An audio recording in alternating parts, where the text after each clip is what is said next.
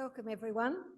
My name's Anne Hughes. I'm the Secretary of Friends of Palestine Tasmania, which is one of the organisations, along with the Tasmanian branch of the Australian Institute of International Affairs, who are hosting tonight's event. We want to acknowledge that we're meeting on the land of the Muwinina people, a people who did not survive genocidal colonisation. And this is still the land of the Palawa people, the Tasmanian Aboriginal people, the original owners and continuing custodians of the land, the rivers and the seas of Lutuita, Tasmania. Our speaker tonight, I think this is probably one of the occasions when I genuinely could say our speaker needs no introduction. But I will just briefly say that two of Tim McCormack's very many qualities and qualifications and experiences are that he's the Professor of International Humanitarian Law here at UTAS, and for 14 years, up until late last year, he was the Special Advisor on War Crimes to the Prosecutor of the International Criminal Court. And with that absolutely unique experience, he's speaking to us tonight on Never Again, Genocide in Gaza. This event was organised particularly to coincide around the acknowledgement from the Australian government of the Palestinian state, which is a very small first step in the right direction. And I think Tim will be raising with us a whole lot of issues about the work that we need to do from now on.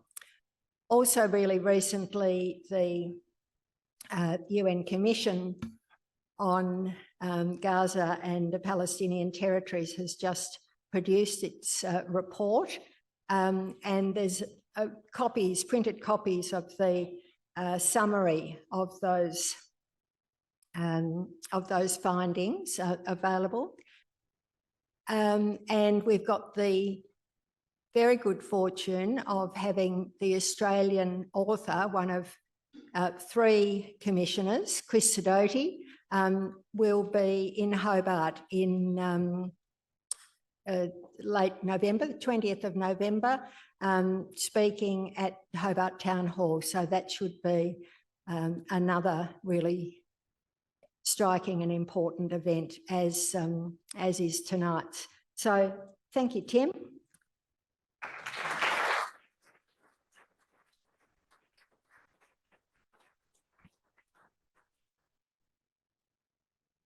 Thanks very much, Anne, and thanks to all of you for joining me tonight. It'd be extremely disconcerting if on a subject matter as serious as this, we couldn't draw a decent crowd in Hobart. I'd be actually quite upset. I wouldn't take it personally, but I'd be disappointed about that. I'd like to just supplement Anne's acknowledgement of the Muwinina people, not because there's anything inadequate about it. I really appreciate the acknowledgement she made.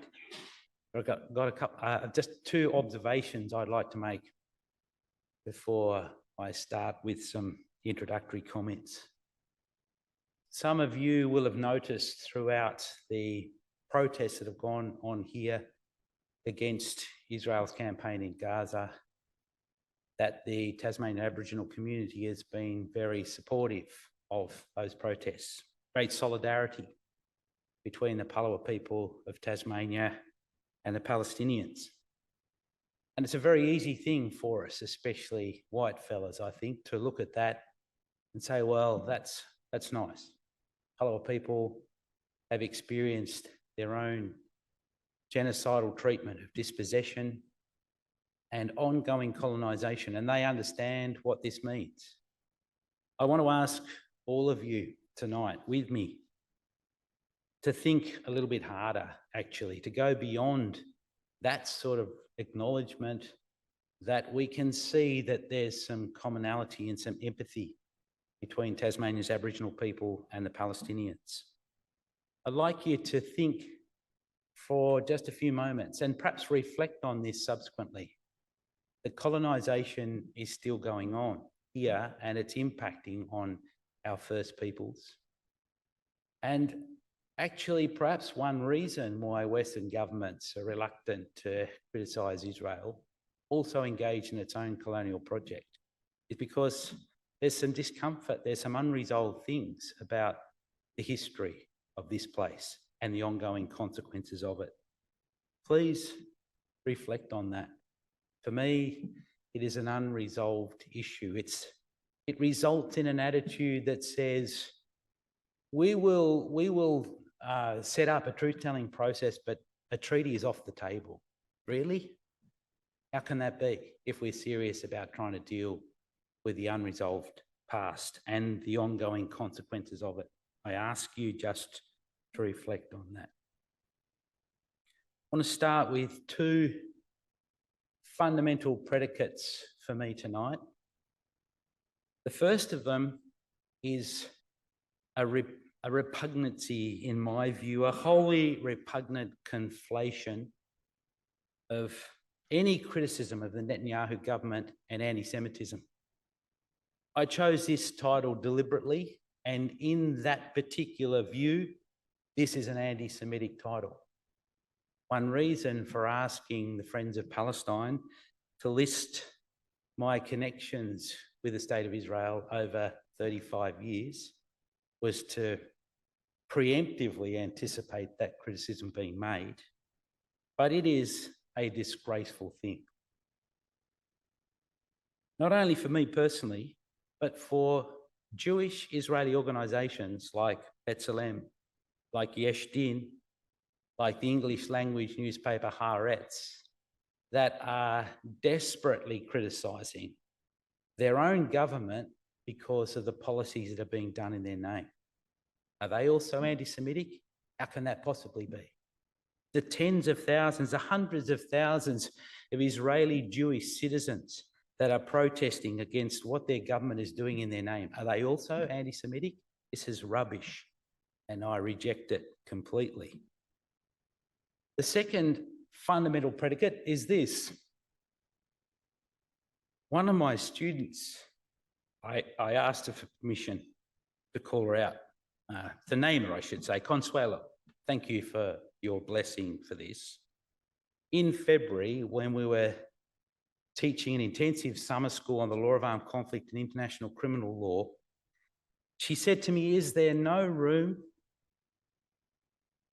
for humanity in the law? I was deeply affected by that because I felt like I'd not only let her down, but maybe the rest of the class by focusing on the law and the legal frameworks and forgetting about the motivation for why it's there and my own personal motivation. It's a long time ago, nearly 30 years actually, that I was appointed Australian Red Cross Professor of International Humanitarian Law at the University of Melbourne. And in my inaugural public professorial lecture, I talked about the importance of humanity as the principal motivation for this body of law. And Consuelo challenged me, without actually ever intending it to be a challenge, to reflect on that.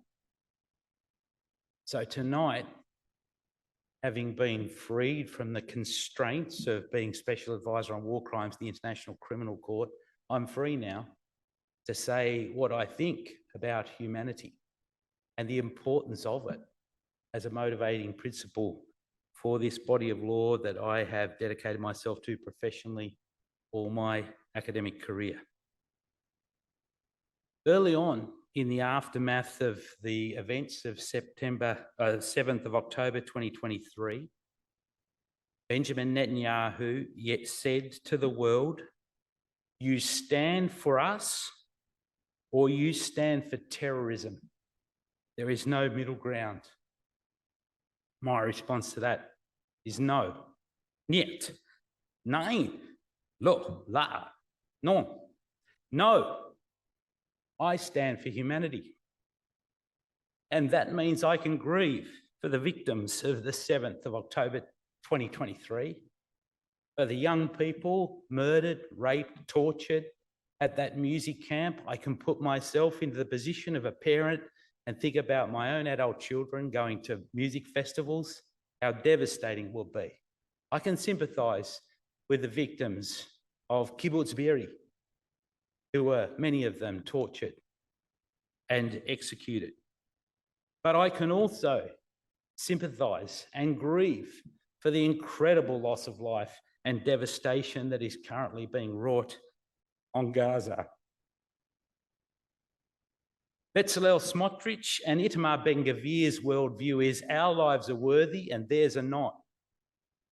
I reject that worldview, which in my mind is symptomatic of the malaise that inflicts the current government of Israel and drives its policies in Gaza, in the West Bank, and also in East Jerusalem. So let me ask a series of questions and try to answer them. What is genocide? And then why is it important and why does it matter? There are three key elements to this category of international crime. It stands alongside crimes against humanity, war crimes, and the crime of aggression. Three key elements. The first one is that a group has to be targeted as victims on the basis of one of four grounds: nationality, ethnicity, race, or religion. They're exhaustive grounds. Being targeted on the basis of some other ground doesn't make it, or makes it not genocide.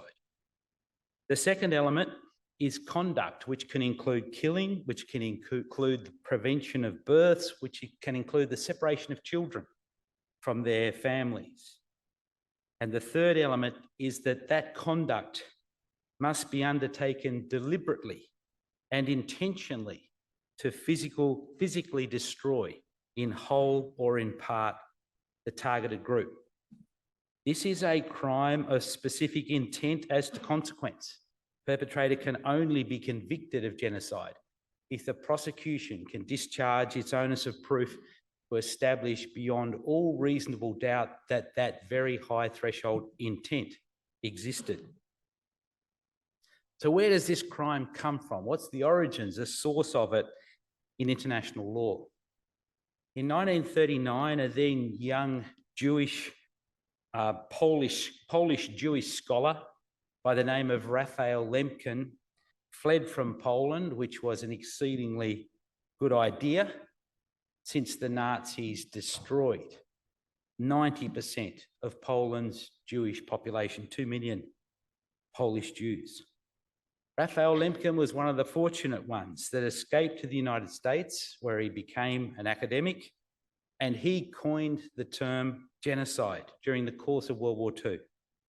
He wanted to capture the essence of the crime against Jewish people that was being perpetrated by the Third Reich.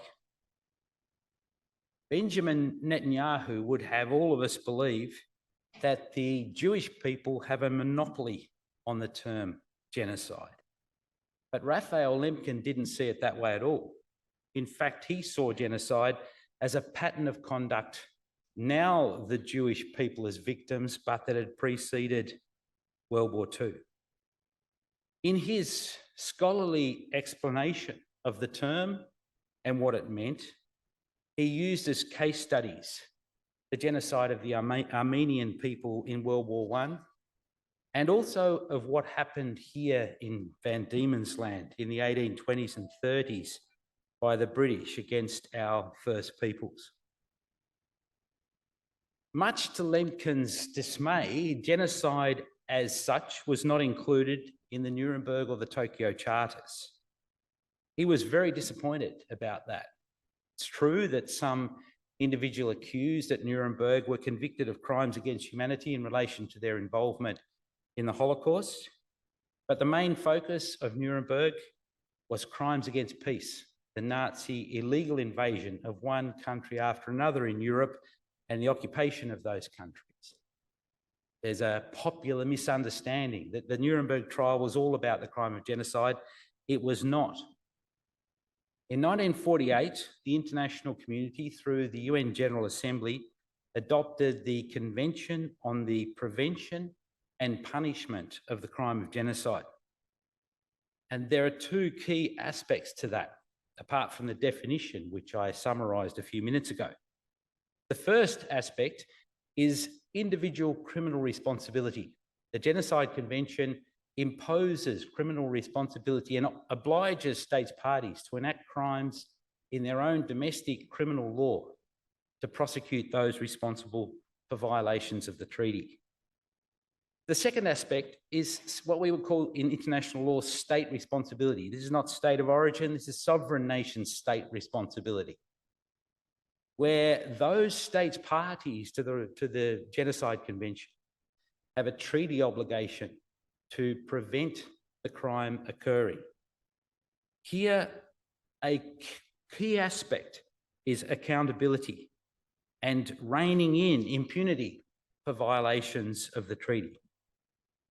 The adoption of the treaty came with the mantra, never again. Hence that first part of the title. Of course, tragically, it has happened again in Srebrenica, in Rwanda, and now it's happening in Gaza. The first abomination is that it's happening. But that abomination, in my view, is exacerbated by the victims now becoming the perpetrators. Many of us scratch our heads and ask how on earth this can be. I am no professional psychoanalyst, and yet I know from my own experience and from observations over many years that victims of violence and trauma can readily become inflictors of that violence and trauma on others. And I have to live with the consequences of that in my own life, as does others who've experienced that. I'm indebted to our middle child, Jacob,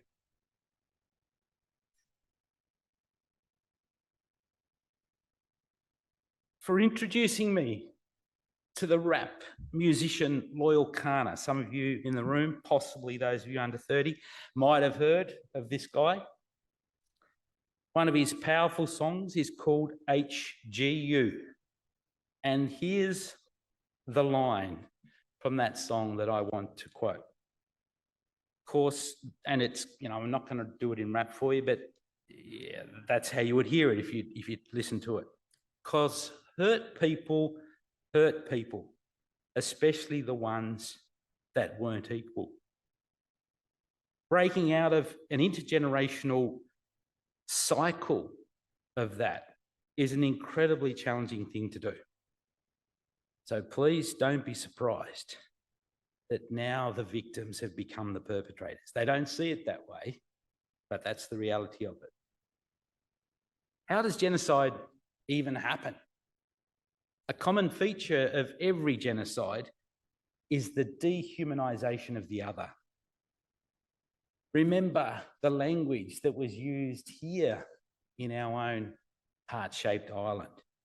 On the basis of a social Darwinist theory, our first peoples were referred to as the lowest form of human life, not fully human, uncivilized savages. It's easier to kill people if you don't see them as fully human. Jewish people during the Holocaust, seen as vermin, depicted as rodents, as scum. They know that. They'll tell you, and rightly so. In Rwanda, kill the cockroaches was how the Tutsis were described by the dominant Hutu people. And in the case of Palestine, the dehumanisation of the Palestinian people has been going on at least since 1947 and the Nakba.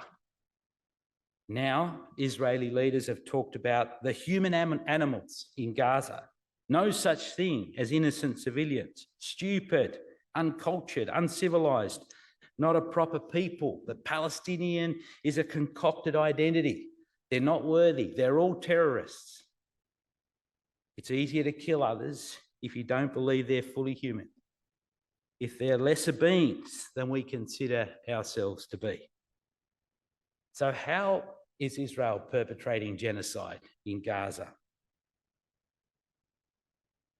There have been some incredible statements come out of the Israeli leadership But let me start with, and I want to focus on a number of different aspects of what I consider to be genocidal conduct. The first of them is the scale of the destruction. A former head of Israeli security intelligence described it as, we are focused on what causes maximum damage. That is an understatement, because the Israelis have dropped in excess of 100,000 tonnes of ordnance on a territory smaller than Bruny Island. Can you imagine 4 times Australia's not Australia, forget Australia, 4 times Tasmania's population packed onto Bruny? I checked. Prediction is at the moment we're up to 579,000, let's say 580,000. Multiplied by 4, get 2.32 million. Now, you know, the locals on Bruny, all 810 of them in the last census, they get seriously pissed off when 20,000 people rock up for the summer. We are talking in Gaza about an average of 6,400 people per square kilometre. It is one of the most densely populated places on Earth. This tonnage of ordnance, more than 100,000 tonnes, maybe it's just a figure, but it is more than the British and the Germans collectively combined dropped on London, Hamburg and Dresden during World War II. And World War II went on for 6 years. I mean, it's unbelievable the amount of tonnage. They say now 70% of all buildings in Gaza are destroyed. 90% of all arable land has been completely buggered up and now unproductive.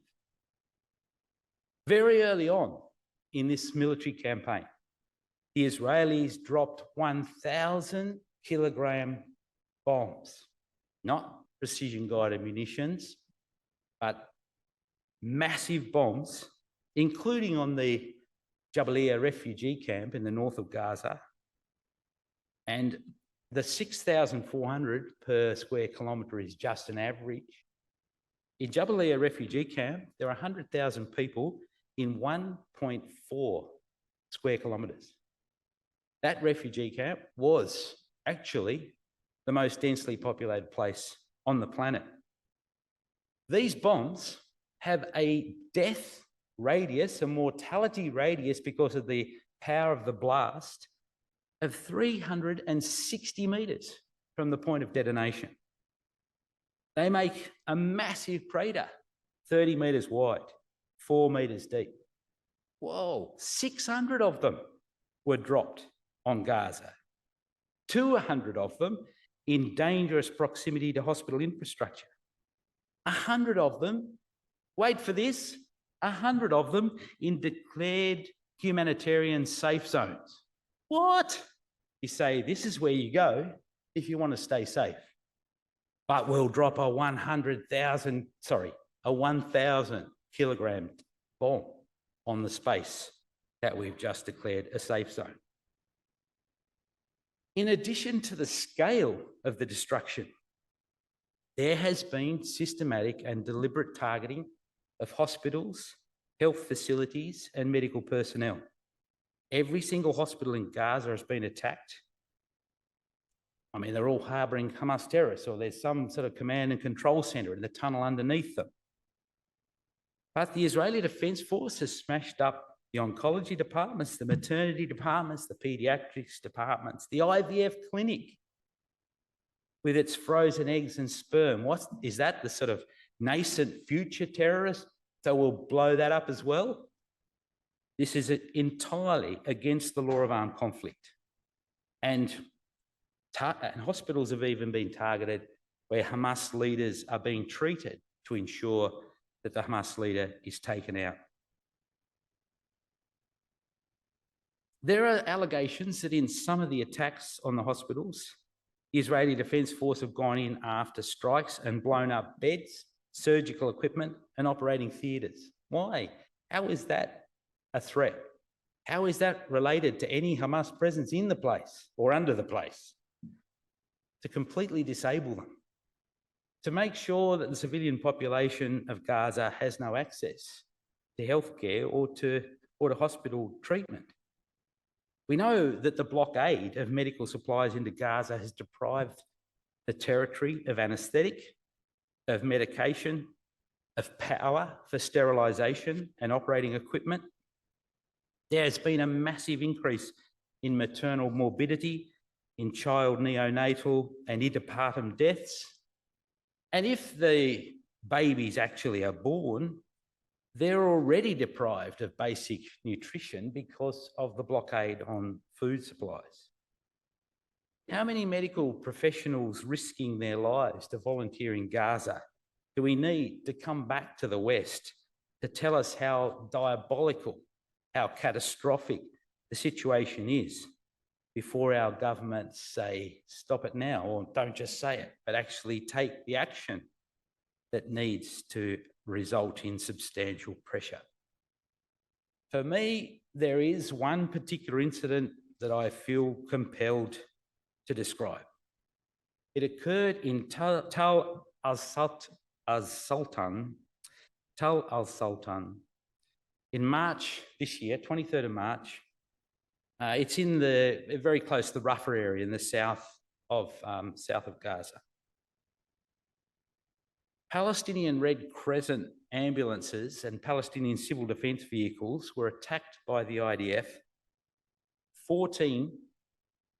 8 paramedics, 6 members of the civil defence were shot and killed. And then the IDF used a D9 bulldozer to bury the vehicles and the bodies in the sand, presumably to hide the evidence. The IDF's initial response was that the vehicles were advancing suspiciously without headlights or emergency signals. But unfortunately for that story, I don't think unfortunately, when the bodies were exhumed, mobile phone was found in one of the ambulances. Mobile phone showed the footage as the occupants and the holder of the phone were executed. They showed the lights flashing on the ambulances and the sirens wailing, and they showed how close the soldiers were that executed those paramedics and civil defence personnel. This is a disgrace, and there have been one after another of these sorts of incidents. We also know that the IDF is deliberately targeting journalists.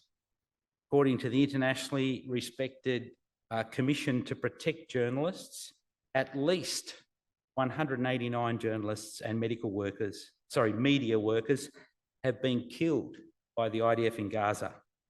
Some say the figures are way higher, but what is undisputable is that this number is higher than in any other war previously. Israel routinely claims either that the journalists were caught in the crossfire or that they were deliberately targeted because they were Hamas fighters masquerading as journalists. In mid-August this year, just a few weeks ago, a month ago, The Guardian reported on a joint Israeli-Palestinian investigation that uncovered the creation of an Israeli Defence Force legitimisation cell, a cell of IDF soldiers tasked with identifying journalists it could smear as undercover Hamas fighters. Then it could kill them, and then it could claim justification for their deaths. Benjamin Netanyahu says, "I value the role of journalists. Israel never intentionally targets journalists." If that's the case, Mr. Prime Minister, why is Gaza closed to outside journalists unless they're embedded with IDF units on tightly controlled tours of selected parts of the territory?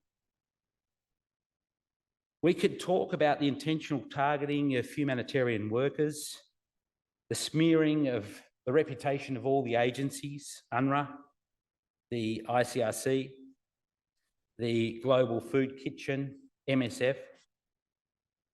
But let me make a few observations about the establishment of the Gaza Humanitarian Foundation, the Israeli-US backed private corporation that was set up to replace UNRWA in the distribution of food in the Gaza Strip. What a disaster that's been. We have internationally accepted principles of what it requires to be operating as a humanitarian organisation. The first three are independence, impartiality, and humanity. This organisation, the Gaza Humanitarian Foundation, has set up food distribution points with civilians lining up to 1 kilometre in the hope that they might reach the front of the queue and get enough food to feed their families for the next meal or the next 24 hours. And they've been shot. What? Sniper executions to the head and chest of civilians lined up for food distribution in a situation of starvation? Are you kidding me? No, I'm not. Quadcopters, drones, shooting people in the line. Oh, what have we come to? That could happen. Civilians have been attacked and targeted along evacuation routes and these Israeli declared safe zones.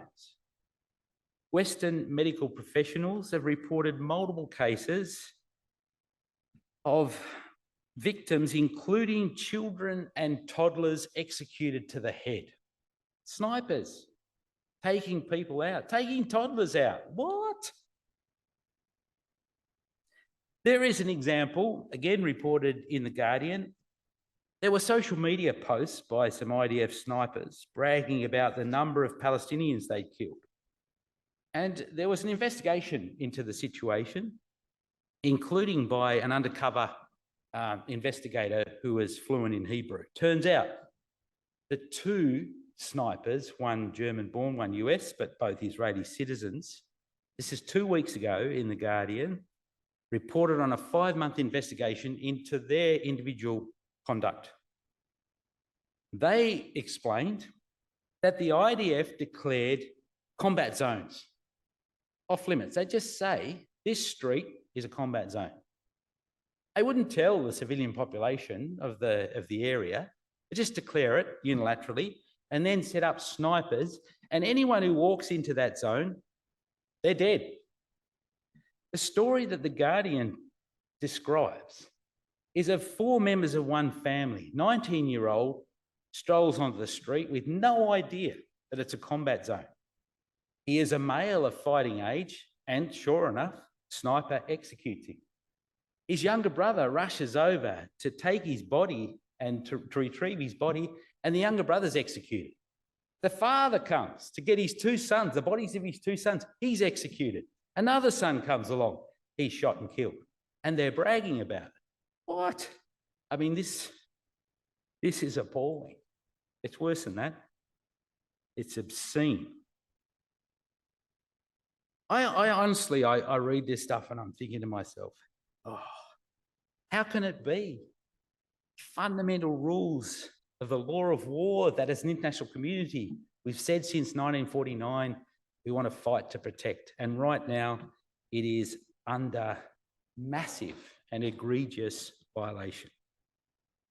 The German government has initiated an investigation against the German-born sniper, criminal investigation for the crime of murder of civilians. There needs to be more of that because the Israelis are not going to do it themselves. All of this stuff that I've been talking about, all of these patterns of conduct, they're all happening in the context of obstruction, massive obstruction of food, fresh water, cutting off of power, provision of shelter, humanitarian supplies. Before the 7th of October 2023, there were 500 trucks a day going into Gaza with these basic supplies. Now, well, for 3 months after that date, there were none at all. Now, we're fortunate, the people of Gaza are supposed to be fortunate if 50 to 100 trucks a day go in with basic supplies. We have mass starvation and malnourishment as a consequence. It's also all happening All of these patterns of conduct are happening in the context of damning political rhetoric.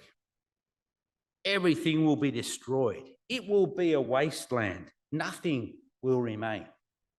Itamar Ben-Gvir, the Minister for Police and Security last week, said this is going to be a real estate bonanza because it's going to be coastal real estate, empty of all Palestinians. What more do you need to express the intent that accompanies the conduct? Future generations will ask of us, what did you do? How did you allow this to happen? There are some members of, well, in all honesty, not just the next generation, but the one after that with us tonight. I'm really glad they're here. I won't name them since it's being recorded, but TNC, you know who you are. Thanks for coming. I'm really glad you care enough about this to want to be here. But your generation is going to ask of mine and my children's generation, what did you do about this? How did you allow this to happen? That's as many people do in reflection on the reality of World War II. How was the Holocaust allowed to happen? And we'll have to answer that, each of us. Or maybe not. Though I suspect that since you're here tonight, you might be willing to at least consider it. The Israeli government keeps saying it only acts according to the law of armed conflict, has a robust national legal system. After all, former Mayor of Jerusalem and government minister Ehud Olmert was jailed for fraud for 6 years. Former president of the state of Israel, Moshe Katsav, jailed for 2 counts of rape for 7 years. So we've got a robust legal system. We can look after it. Actually, there are 3 legal systems in Israel. One which deals with Israelis causing harm to other Israelis, and that system, I think, works pretty well. It's sort of what we'd expect of a robust legal system in a liberal democracy. But there are 2 other legal systems that are fundamentally flawed. One of them is Israelis harming Palestinians, the system that applies to Israelis that harm Palestinians. If I had more time, I'd talk a little bit about the case, the emblematic case for me of this problem, which is a case against a young Israeli medic called Elor Azaria, who executed at point blank a Palestinian who was wounded on the ground in Hebron. That Palestinian and a colleague of his had attacked 2 border police, Israeli border police, with knives, and they were shot but not killed. Elor Azaria made sure this one was dead. He was charged by the Director of Military Prosecutions in Israel with a count of murder. But the Prime Minister intervened and had that charge downgraded to manslaughter, and Elor Azaria spent a few months in house arrest, and that's it. He's a hero because he killed a terrorist. That's a problematic legal system, especially when we're talking about some of the things that are going on in Gaza. The second problematic legal system is a legal system that applies to Palestinians allegedly harming Israelis. For me here, the emblematic case is a case against Mohammed El-Halabi, former director of World Vision International, who worked in Gaza and was accused of siphoning off $50 million over 10 years of programming to Hamas. The fact that the total value of the program in that period was 23 million made that impossible. But nevertheless, I was very heavily involved in this case. I should come clean on that, advising World Vision International. No incriminating evidence was ever brought against Mr. El-Halabi in an open court. It's a closed court session that involved testimony of an insider that the Israeli security agency planted in the prison he was in. He got 15 years for something that we still don't know he actually did. And I asked several times of the Foreign Ministry of Israel to please explain to us what he actually did so that we can ensure the chances of it happening again are not repeated. Never received any information. So we need the International Criminal Court. like one thing in relation to this situation. But look at the pressure brought to bear on the International Criminal Court for daring to issue arrest warrants against Benjamin Netanyahu and Yoav Gallant, the former Defence Minister. The US has imposed sanctions on 6 judges and 3 senior prosecutors. And now the US is talking about imposing sanctions on the institution as a whole, which has a serious risk of smashing the institution that back in 1998, I and others, Indras here from the Australian government delegation with me at the time in Rome, really believed was a massive breakthrough in international affairs to challenge impunity for atrocity. We need sovereign nation states. We need Germany, we need France, we need Australia, Canada to step up to the plate, so to speak, use a sporting analogy, and to investigate dual citizens for alleged war crimes or their participation in genocide in Gaza. What about prevention of the crime of genocide? I think this is where it really comes to what we can do as individuals. For me, I was absolutely fascinated to see the impact that that huge march of protests across Sydney Harbour Bridge a few weeks ago had on both the government and also the federal opposition. The change in rhetoric from one week to the next as a consequence of the sheer scale of the protest. For example, the week before, Prime Minister Albanese had said, well, you know, can't rush into recognising Palestine because it needs to happen in the context of a negotiated peaceful settlement to the conflict. We have to wait until the right time. But when it happens, it'll happen quickly. The next week, Senator Wong comes out and says, if we don't recognise Palestine soon, there'll be nothing left to recognise. Correct? But that happened. That shift happened in Susan Lay's case as leader of the Liberal Party.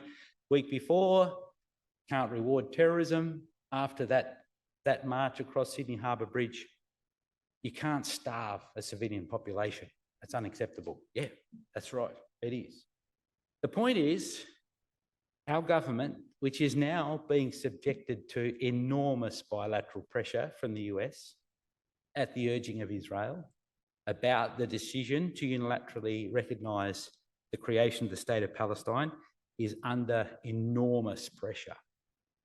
And from my perspective, the government needs to know that people, electors, voters in this country care enough about this situation to be prepared to let them know that.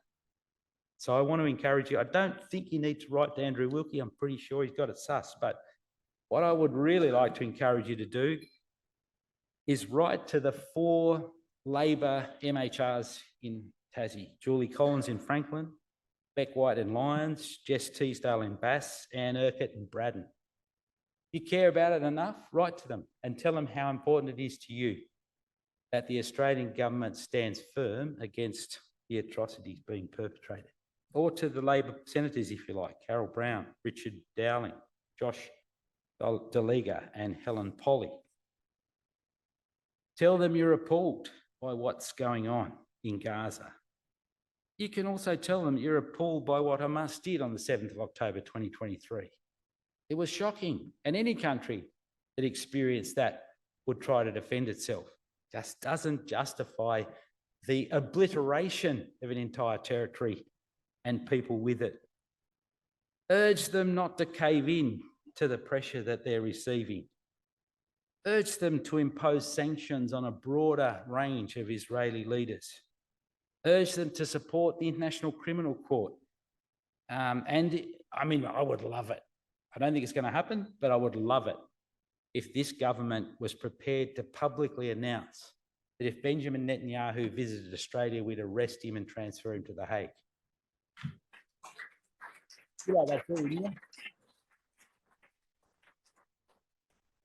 Urge them to investigate Australian Israeli dual nationals who may have served in Gaza. The Foreign Ministry of Israel knows that this is a risk. It's already trying to inform its soldiers about the possibility of national prosecutions I think it needs to happen, and it needs to happen on a much broader scale than a single criminal investigation by Germany so far. And I'm sure it will, but there are some things that you could ask the Australian government to do if you were so minded. I'm going to stop because it's already 7:15, and I really like to give at least a few people the opportunity to ask a question. Thanks very much.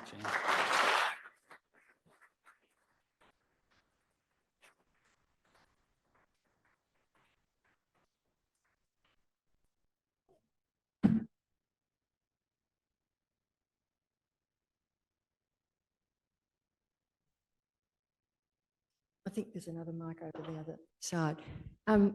Tim, that was just amazing, amazingly distressing, but very informative. Thank you.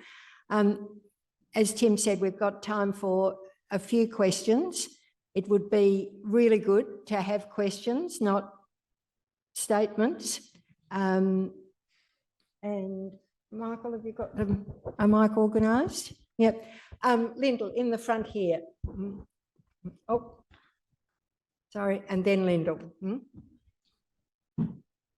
Looking to the future, no matter what Israel does or doesn't want to do, my understanding of the relevant surveys is that most Palestinians in both territories support Hamas and desire the obliteration of Israel. So were Israel to pull in its horns in its activities in Gaza, what do you think a path forward would actually be to peace? Thanks, Peter. The possibility of a two-state solution, I'm not sure if it's already lost. I think it's extremely bleak because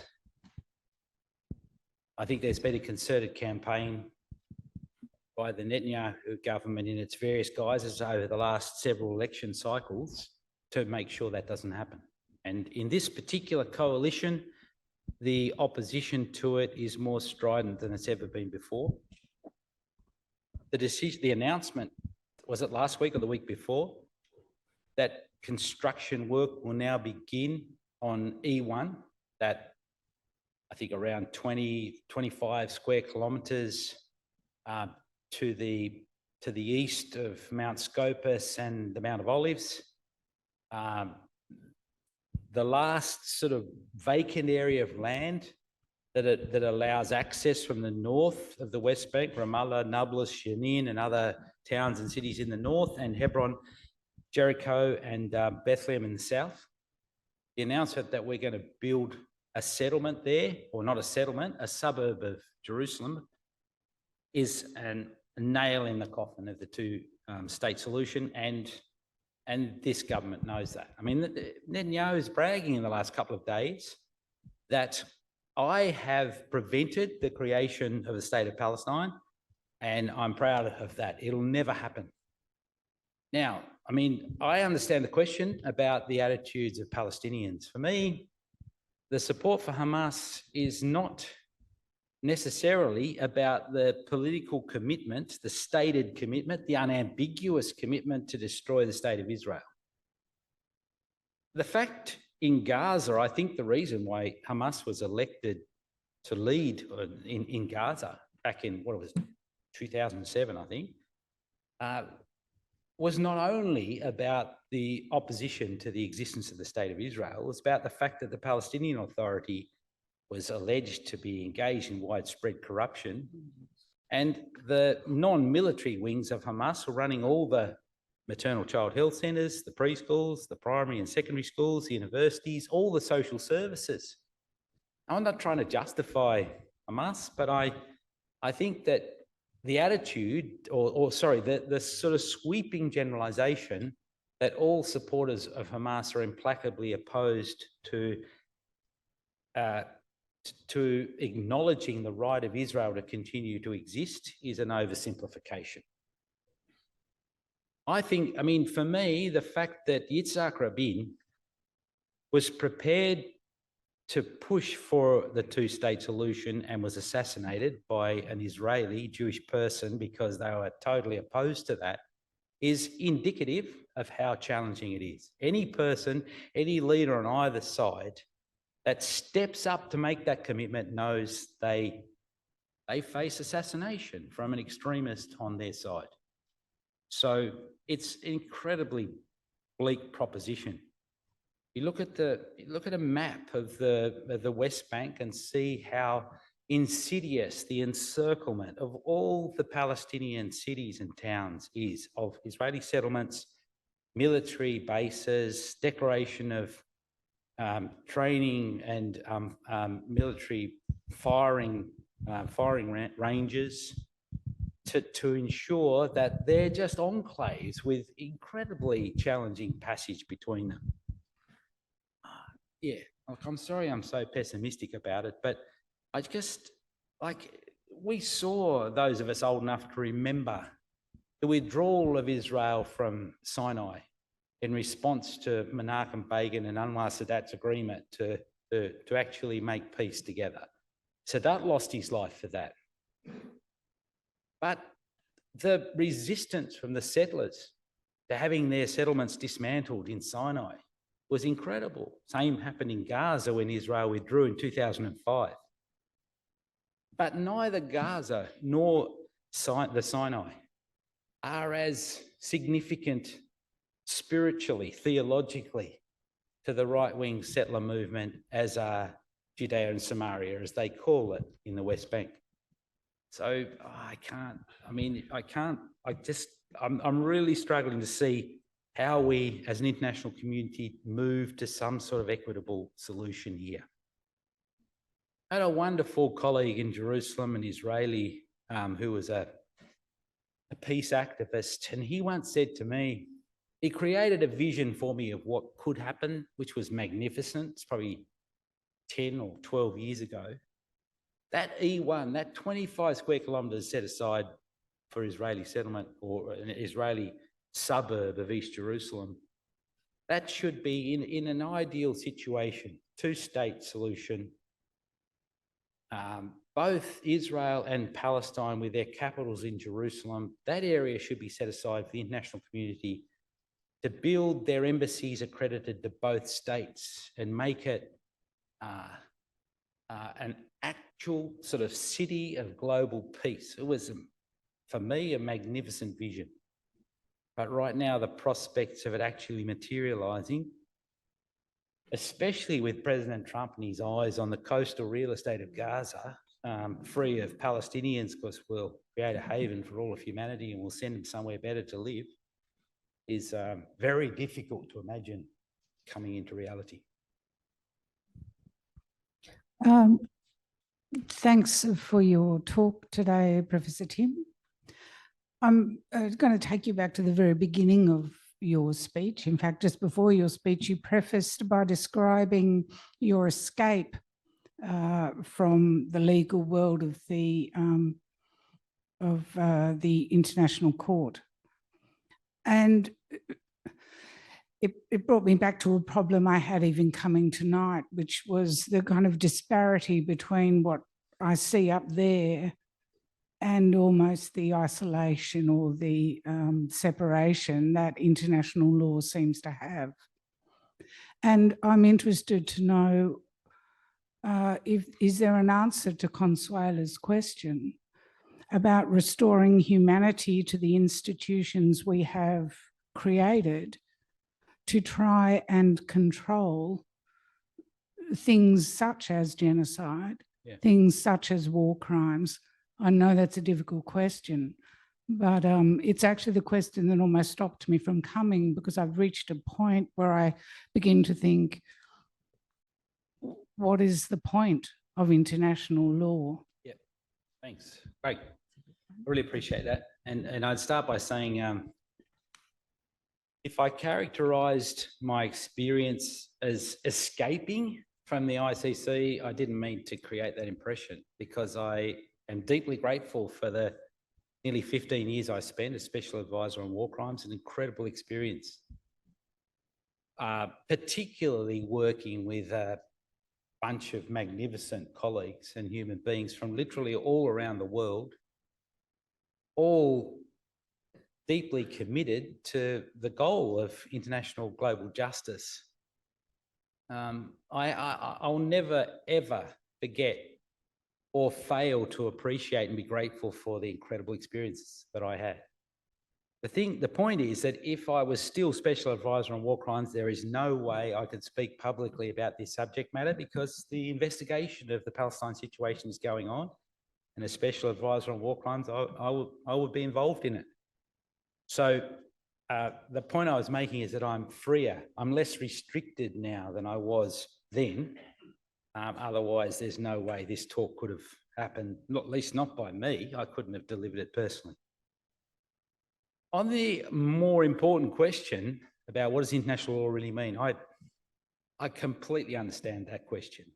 How can you imagine if we could have access to Gaza or to Ukraine in the front line and going to civilians and telling them that there's such a thing as international law that cares about their situation? What?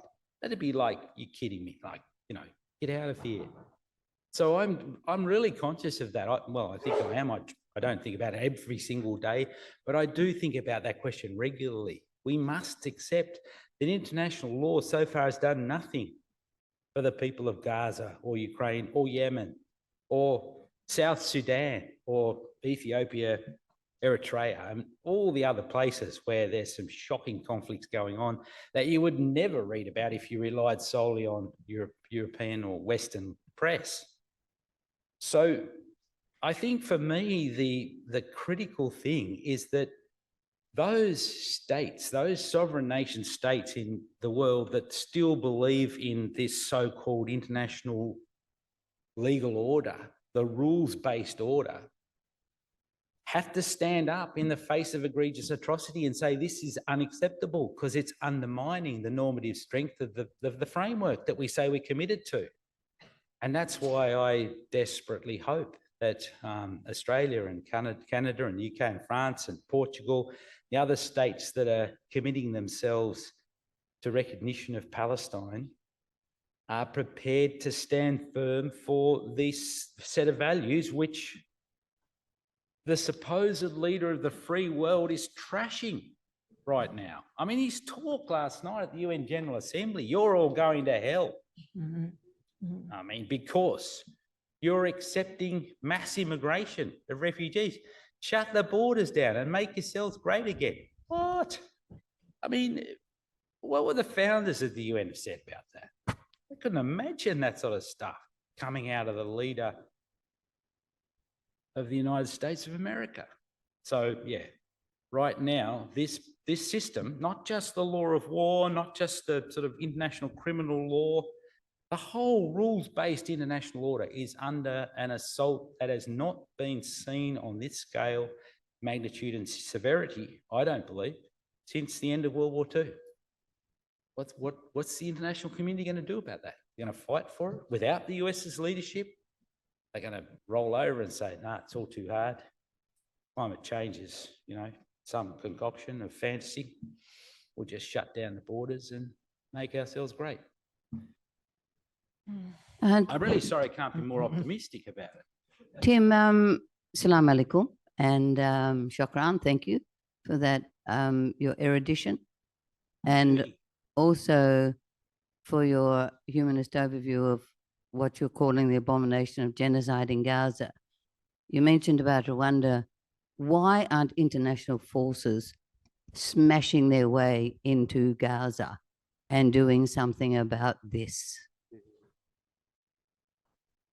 Thanks, Judy. They're not, because America wouldn't let that happen. This is it's a great hypocrisy. I'm just getting the dates right. In June 2023, President Biden issued an executive order. They love their executive orders, the presidents of the United States, don't they? If you can't get it through Congress, stuff it. Just write an executive order and say whatever you want to say. President Biden issued an executive order directing all US government agencies to not just cooperate with the International Criminal Court, to hand over to the International Criminal Court any evidence that might support the investigations of Vladimir Putin and the Russian leadership for their illegal invasion of Ukraine. I was not privy to the conversation. Please don't misunderstand me. I'm not trying to claim inside knowledge, but it has been said that the Pentagon strenuously objected. Mr. President, this would set a very, very bad precedent. The same court may turn against us and our allies. I don't care. They're President Biden. I want those Russians convicted. Any help we can give them, you give them. Or golden days for the ICC. Well, don't speak too soon. February 2025, President Trump issues executive orders imposing sanctions on the prosecutor of the International Criminal Court for daring to investigate our good friend and ally, Israel. Now, we're talking about exactly the same Rome Statute, the same definitions of the same crimes, the prosecutor taking the same process, looking at the evidence and applying that evidence to the factual situation, seeking arrest warrants, in one case against Vladimir Putin and Maria Lvova-Bulova, in the other case, Benjamin Netanyahu and Yoav Gallant. And this time, the president imposes sanctions on the court for daring to do that. Karim Khan, before he was forced to step aside while an investigation goes on to serious allegations of sexual abuse against him by a staff member of the Office of the Prosecutor. The ICC doesn't need that sort of challenge right now, but it's facing internal as well as external pressures. Before all that happened, he said publicly, an unnamed official of an unnamed country, possibly not Burkina Faso, but that's okay. An unnamed official of an unnamed country, unnamed senior official of an unnamed country, in a very threatening phone call said to me, the ICC is for Africa and for thugs like Putin, not for Western liberal democracies like Israel. Really? Is that it? Is that the state of the world? We're prepared to have an international criminal court for the countries we don't give a stuff about or the countries we don't like. But don't start directing the eye of Sauron onto Western liberal democracies. Well, that to me is symptomatic of precisely the problem you're raising. No one's allowed to go in there. And in fact, if the United States of America cut off its supply of weapons, this would stop in 2 weeks because the Israelis haven't got enough to drop the amount of ordnance they're currently dropping. I think that's the problem, rather than Western countries not prepared to go in and stop this obliteration of the place. Is there another question? There. Yep, and after that, down there, yes. Okay.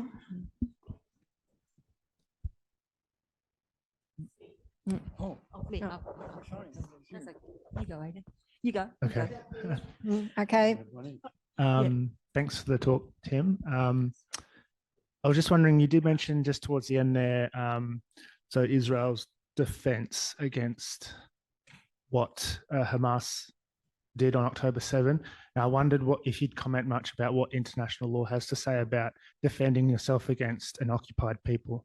If we accept that, you know, the Palestinians in the Palestinian territories are occupied, what does the international law sort of framework say about attacks coming from within that population?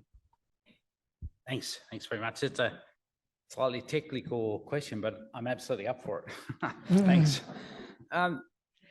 Quite a few years ago, I think it was around, I don't know the exact year, early 2000s, the International Court of Justice issued an advisory opinion in relation to the legal implications, the international legal implications arising from the Israeli construction of the separation wall between the Jewish suburbs of East Jerusalem and up into the West Bank. And, you know, some of the issues in that case were all about the fact that the path of the wall does not follow the so-called green line where Israeli forces were prior to 67 and the subsequent, after the Six-Day War of June 1967, the subsequent occupation of East Jerusalem, West Bank and Gaza. Now, in the course of that advisory opinion, the ICJ made some comments about the fact that a non-state armed group, in that case, Hamas operatives or Palestinian operatives from inside the West Bank, could not use self-defense, could not conduct an armed attack justifying force in self-defense against Israel, giving it the right to use lethal military force because it was in a state of occupation.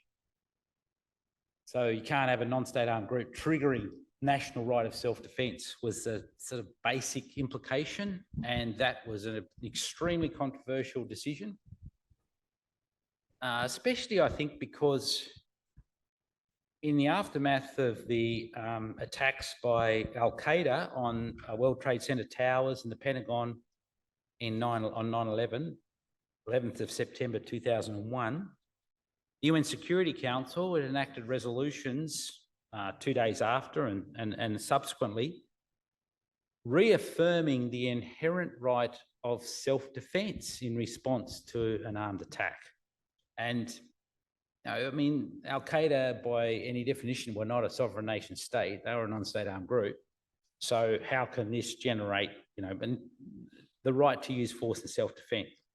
I don't think any Western country believes that you can't use justified self-defense, force in self-defense under Article 51 of the UN Charter in response to the threat of a terrorist attack. They absolutely do not accept that. They are entitled, they would all say, including Australia, that we're entitled to use force in self-defense. Now, for me, I guess the telling thing about your question is that in ICJ proceedings, you know, I'm sure, that Russia purportedly claimed justification for its invasion of the eastern provinces of Ukraine in February 2022 on the basis that it was intervening to defend ethnic Russians against genocide by Ukraine. Ukrainians took the Russians to the ICJ. They could do that under the Genocide Convention because it gives the court jurisdiction, and argued that is a wholly spurious justification, and they asked the court to declare that it was so. That was the case. Then South Africa initiated its case against Israel on the basis of the same provision of the Genocide Convention. All 4 states, Ukraine, Russia, Israel, South Africa, all states parties to the Genocide Convention. The court has jurisdiction. In the South Africa case, the court stopped short of condemning Israel's response to the events of October the 7th. They didn't talk about it explicitly in terms of self-defense, but they stopped short of condemning the military response and, talked about threat to the security of the state of Israel, etc. So I guess the point of this relatively long-winded answer is to say, I believe that whereas 20 years ago we might say an absolute prohibition on the right of self-defense in response to force used by a non-state armed group, but I don't accept that anyone believes that anymore.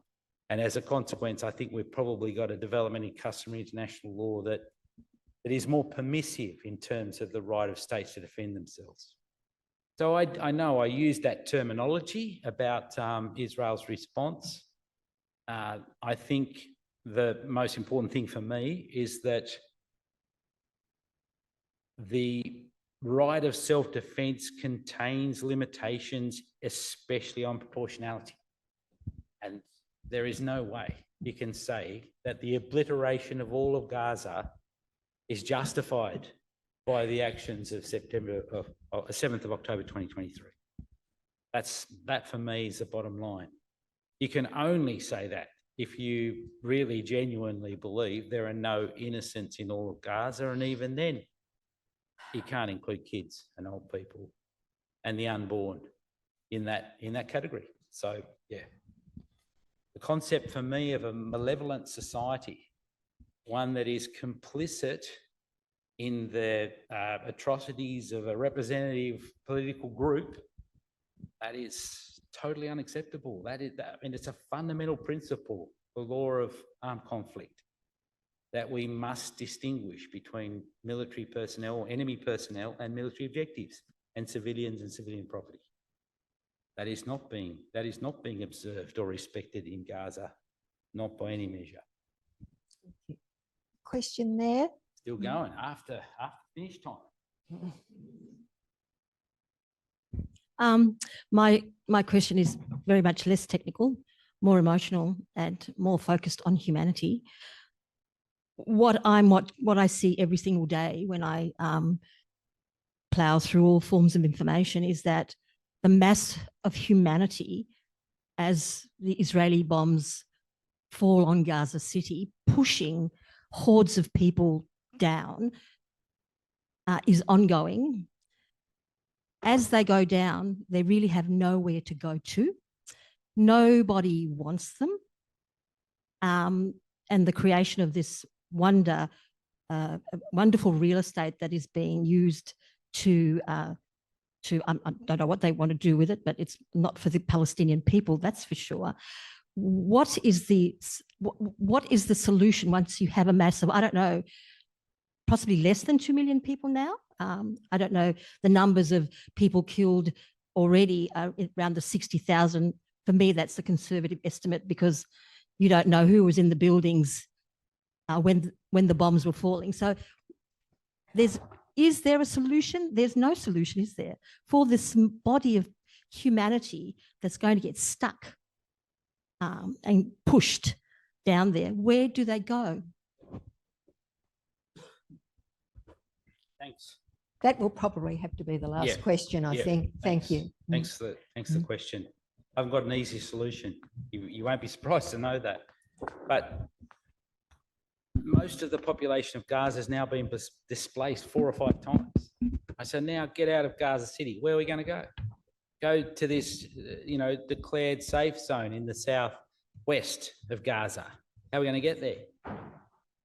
Well, you can pay 2,000 shekels for a ride on a horse-drawn cart or whatever. I mean, how you expect 1 million people in Gaza City to relocate yet again to another place with no shelters? I mean, it's unbelievable what's been happening in terms of displacement internally within Gaza, and of course the devastation to the buildings. That means many of them are unstable and can't be used for shelter safely. For me, the only solution is to stop it now, and for a massive rebuilding effort to occur. And the scale of the destruction makes that a huge task. But the idea that you can just shunt them off somewhere else where they'll be able to live in nice homes, I mean, what? That's just crazy suggestion. And no Arab country is going to take 2 million Palestinians, knowing full well that they will incur the wrath of the rest of the Arab world for having allowed Israel to get away with the clearing of Gaza. So, yeah, it's a shocking situation. Shouldn't have even got to the stage that it has, let alone trying to work out, where we actually go from here. Right now, it seems to me that President Trump, Prime Minister Netanyahu and his government have this, from their perspective, massive gift with this US administration that's letting them do whatever they want to do. And the international community is scrambling to work out how we respond to that. Again, I'm sorry, I can't be more optimistic. You did give us some suggestions of positive action, so that might be a better note to you want me to go over them again? I don't want to do that. No, definitely not. We'll just say. Thanks. Thank you very much, Tim. Thanks for attending, everyone. And we'll commit ourselves to taking what action we can. Thank you. Great.